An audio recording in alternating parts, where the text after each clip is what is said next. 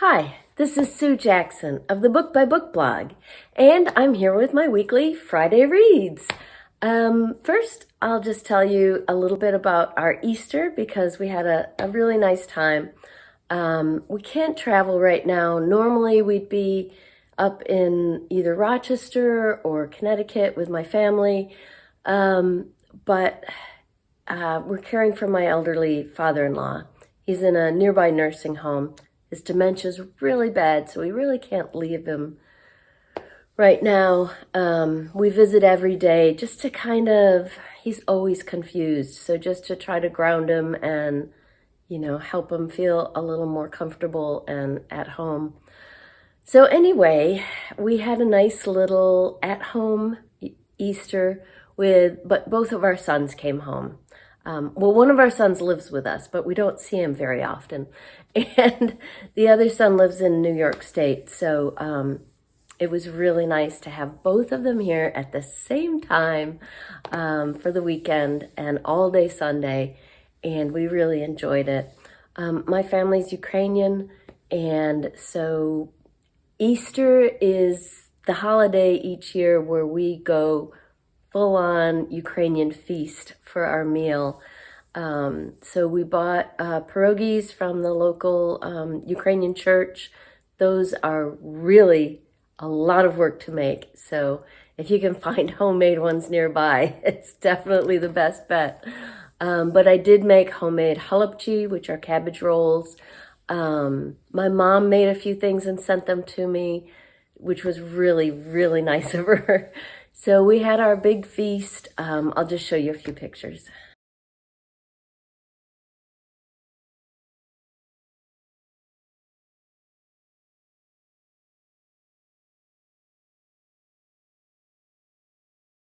Okay, on to Friday Reads.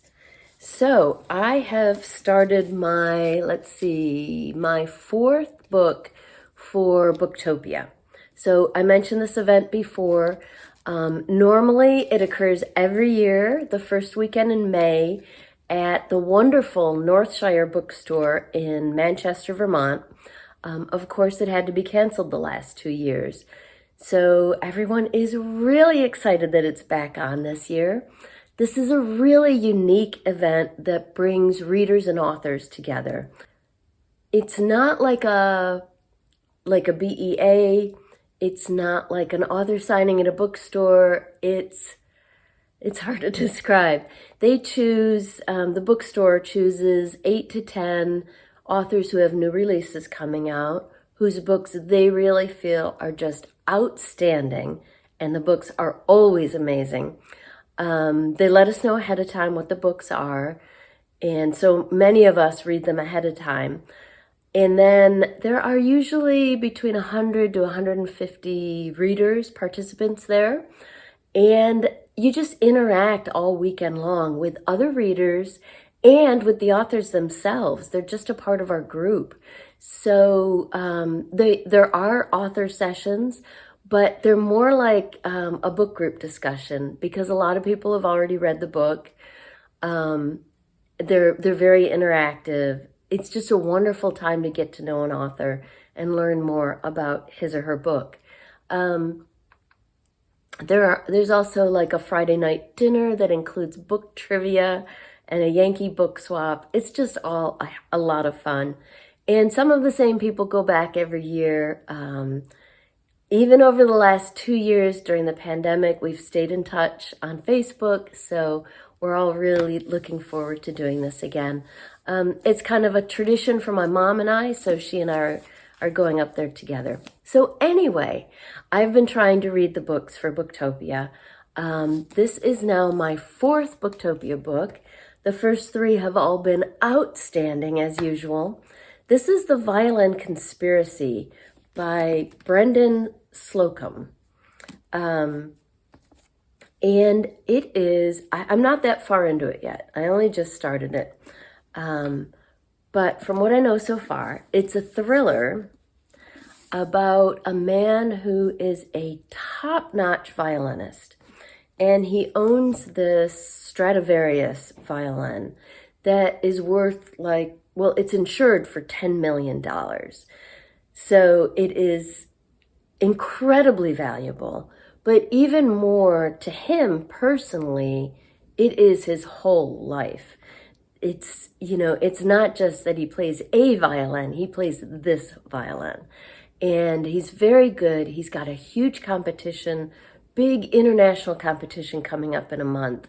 He's been practicing, and in the very first chapter, the violin is stolen from his hotel room. Well, probably from his hotel room. We don't know yet. But he had the case in his hotel room, left in the morning, and when he got home, he realized the case was empty. And someone had left a sneaker in the case, a Converse Chuck Taylor. So he is devastated. And because of the value of the violin, he calls the New York police. But it's not just them. The FBI gets involved. Apparently they've got an art crimes unit. The insurance company gets involved because they've got a lot at stake here, and they send their own investigator. So I'm right at the beginning of the book, but all of these different investigators and investigative arms are all converging on his New York hotel room to try to figure out what happened to the violin. And he's definitely comes from some unusual family dynamics. And I don't know a lot about this yet, but his family is clearly not supportive of him being a musician. I didn't mention, but he's Black, and there are not a lot of Black violinists at his level of performance, and his family's not at all supportive of him. So I haven't started yet.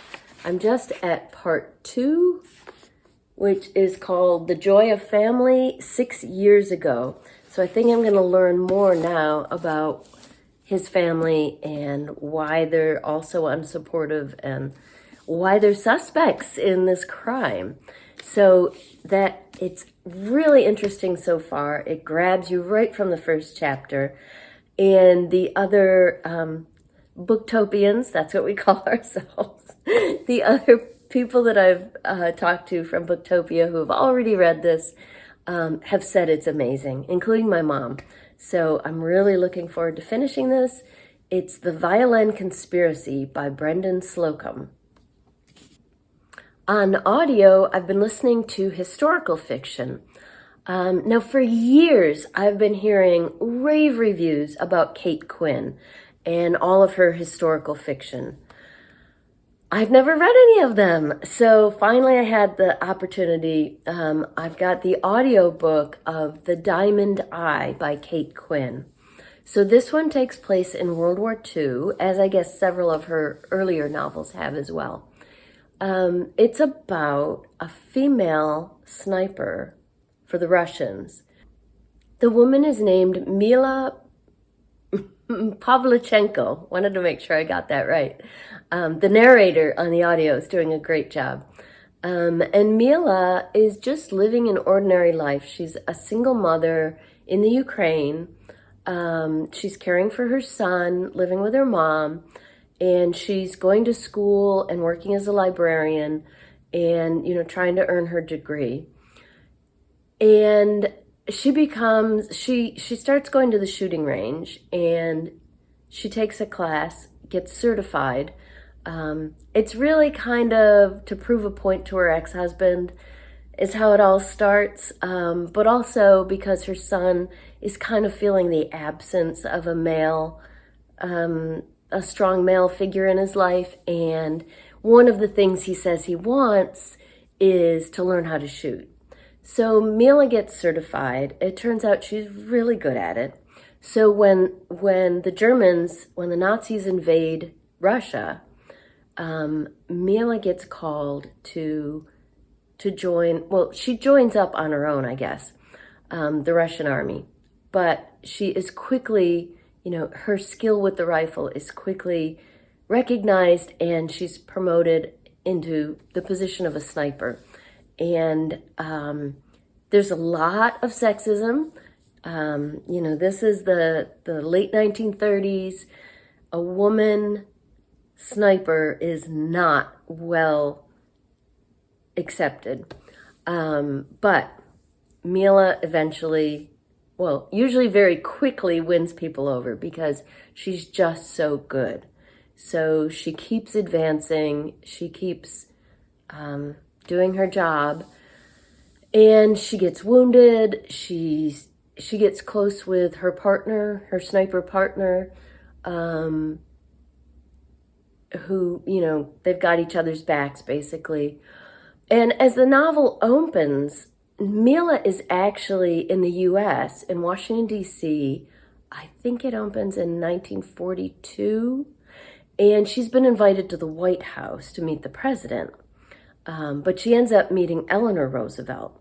So I think something's going to happen from there because the novel keeps going back and forth between the earlier years while she's in the midst of the war and this White House visit in 1942. It's wonderful so far. I have to say everything everyone has said about Kate Quinn is correct. She's an excellent writer. It's a very gripping story. It's written almost like a thriller.